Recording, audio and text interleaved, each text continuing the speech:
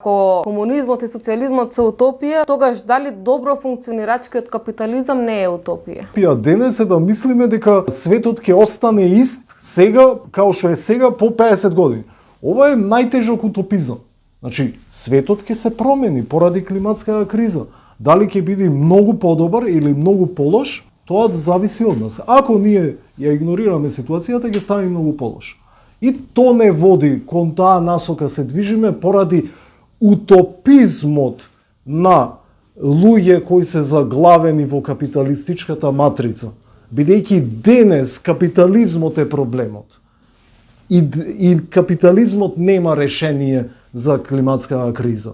И затоа ние, кога зборуваме за капитализмот и социјализмот денес, ние не зборуваме за нешто што е минато или теоретски, туку за нешто што е важно за нашата иднина.